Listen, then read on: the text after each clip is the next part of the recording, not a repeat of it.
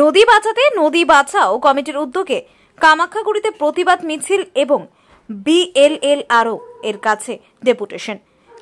নদী গর্ভে অবৈধ খনন ও বালি পাথর উত্তোলনের বিরুদ্ধে ফের সরব হলেন 2 নম্বর রায়ডাক নদী পার্শ্ববর্তী গ্রামবাসীরা। নদী বাঁচাও কমিটির নেতৃত্বে সোমবার বিএলএলআরও কামাখ্যাগুড়ির দপ্তরে জমা দেওয়া হলো এক বিস্তারিত স্মারকলিপি। তাতে নদী রক্ষার স্বার্থে 4 দফা দাবি জানানো হয়েছে।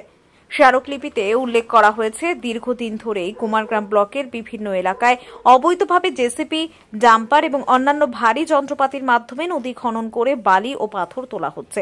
এর ফলে ক্ষতিগ্রস্ত হচ্ছে নদীর স্বাভাবিক গতিপথ ও পরিবেশ। এছাড়াও অতিরিক্ত ওজনের ডাম্পার চলাচলে রাস্তাগুলি ভেঙে যাচ্ছে, যার ফলে স্থানীয় বাসিন্দারা বিপাকে পড়ছেন।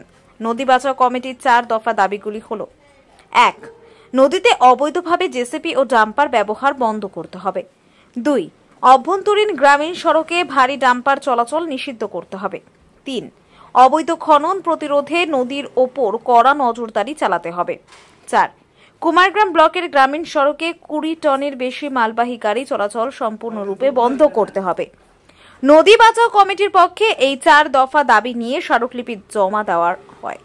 উপস্থিত ছিলেন কুমারগ্রামের বিধায়ক শ্রী মনোজ কুমার ওরাও, স্থানীয় জনপ্রতিনিধি তথা কমিটির আহ্বায়ক শ্রী উত্তম বর্মন, সমাজসেবী শ্রী অজিত কুমার ঘোষ, শ্রী সুনীল মাহাতো, শ্রী বিপ্লব দাস এবং নদী রক্ষা কমিটির সকল সদস্যবৃন্দ।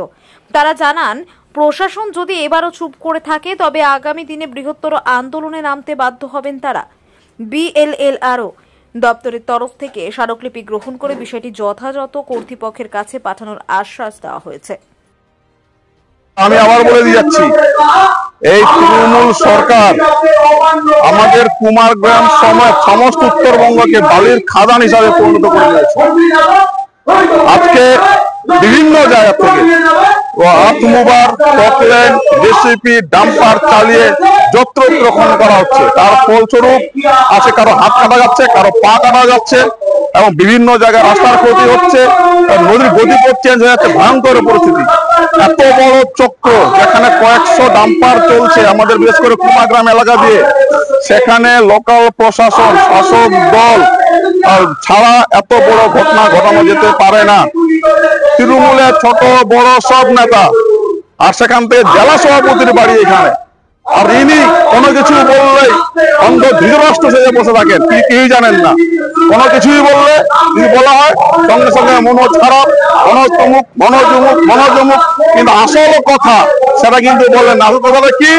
অবৈধ ডাম্পার রোধ করতে হবে, অবৈধ খনন রোধ করতে হবে। এটা নিয়ে দেখবেন তৃণমূলের ছোট বড় নেতারা কেউ কোনো কথা বলবে না, বলার জায়গা নেই। তো তার কারণ প্রত্যেকটা ডাম্পার থেকে কোনো না কোনো ভাবে তারা বেনিফিটেড হচ্ছে, তার জন্য কিন্তু তারা পুলটি বেঁচে বসে যাচ্ছে। তাই আমরা আজকে এসেছিলাম, আজকে বিরাটকে বলেছি, এটার যদি কোনো সমাধান না হয় আমরা কিন্তু বৃহত্তর আন্দোলনে নামবো। এখানে আসছি কারণ আমাদের নদীতে রাতের অন্ধকারে এই পকল্যান্ড জেসিবি নামাই ছিল, তার প্রতিবাদে আমরা এখানে আসছি। আমরা সবাই নদীতে কাজ করে খাই, ওই নদীতে জেসিবি, পকল্যান্ড, ডাম্পার বন্ধ করার জন্য আজকে আমাদের এই আন্দোলন। এখানে আসি। সুকুমার বর্মন, বাড়ি পশ্চিম চকচক।